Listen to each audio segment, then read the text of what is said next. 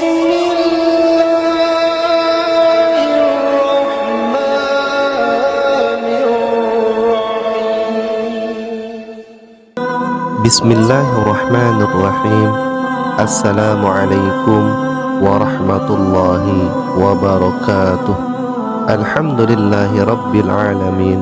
Segala puji hanya milik Allah subhanahu wa ta'ala, zat yang kuasa terhadap ciptaannya, baik yang ada di langit maupun di muka bumi ini. Keselamatan dan kesejahteraan semoga tetap tercurahkan atas junjungan alam Nabi besar Muhammad sallallahu alaihi wasallam, keluarga, sahabat, dan umatnya hingga akhir zaman. Amin ya rabbal alamin.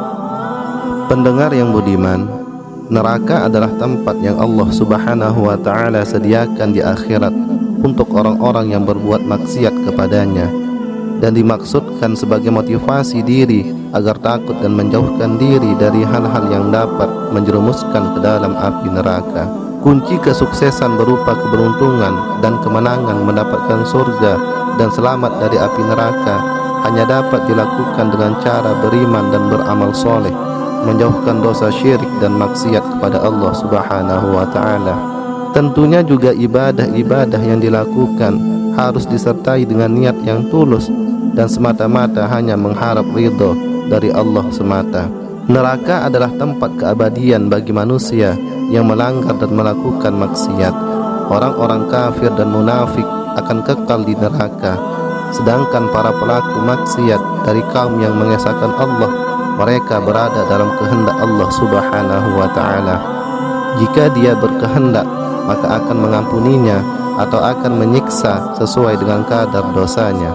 Allah subhanahu wa ta'ala berfirman dalam surah At-Taubah ayat 68 yang artinya, Allah mengancam orang-orang munafik laki-laki dan perempuan dan orang-orang kafir dengan neraka jahanam.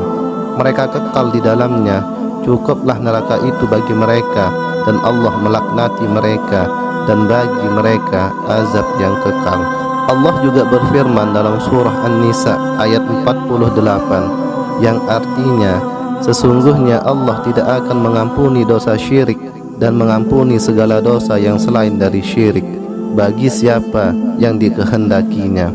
Allah subhanahu wa ta'ala pada hakikatnya tidak memiliki kewajiban untuk membalas kebaikan ataupun memberi siksa terhadap makhluknya. Allah juga tidak bisa diintervensi hanya dengan perbuatan manusia itu sendiri.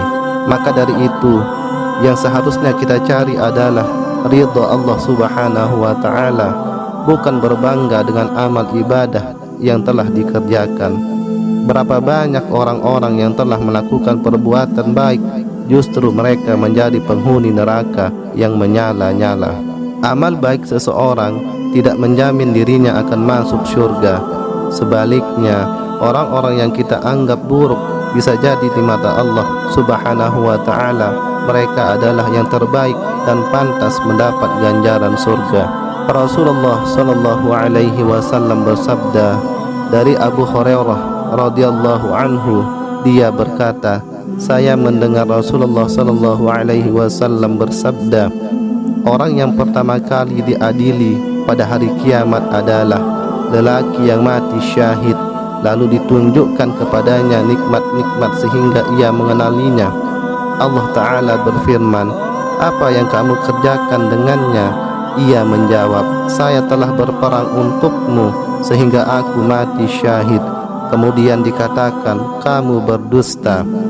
Akan tetapi engkau berperang supaya dijuluki sang pemberani, dan kamu telah mendapatkannya. Kemudian diperintahkan kepadanya, maka seretlah kepalanya dan dilemparkan ke neraka.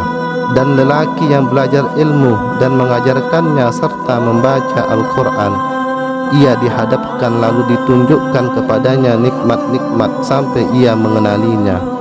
Allah Ta'ala berfirman, apa yang kamu perbuat dengannya? Ia berkata, aku belajar ilmu dan mengajarkannya serta aku membaca Al-Quran karenamu. Allah Ta'ala berfirman, kamu berdusta, tetapi kamu membaca Al-Quran supaya dijuluki sang qori, sehingga hal tersebut telah diucapkan Kemudian diperintahkanlah untuk menyeret wajahnya dan dilemparkan ke dalam api neraka. Dan lelaki yang Allah lapangkan rezekinya, Allah memberikan segala jenis harta kepadanya, lalu dia dihadapkan kepadanya sehingga dikenalinya nikmat-nikmat tersebut. Allah Ta'ala berfirman, "Apa yang telah engkau perbuat dengannya?" Ia menjawab, "Aku tidak pernah meninggalkan sesuatu pun yang engkau sukai untuk berinfak di jalannya, kecuali aku telah menginfakkan karena engkau."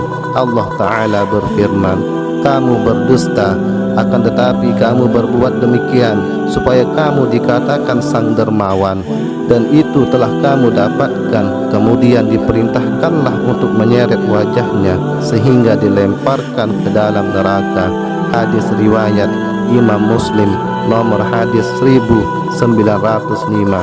Niat menjadi penentu ibadah seseorang, tulus atau tidaknya karena Allah Subhanahu wa Ta'ala, ataukah karena hal-hal yang lain yang bersifat duniawi, maka yang menjadi niatnya itulah yang kemudian akan didapati. Bagi para ustadz, kiai, guru dan sebagainya yang berjuang di jalan Allah, hendaknya meluruskan niat dalam mengajar dan berdakwah. Jangan sampai niatnya hanya ingin dipandang dan dipuji orang lain, mencari popularitas duniawi dan melupakan hakikat yang sesungguhnya. Bagi para donatur-donatur akhirat, hendaklah dari sekarang muhasabah dan introspeksi diri. Apakah harta yang telah diinfakkan di jalan Allah sudah benar-benar lillahi ta'ala atau karena yang lain? Pendengar yang budiman, karena niat adalah pokok yang paling penting serta perkara yang tidak bisa disepelekan.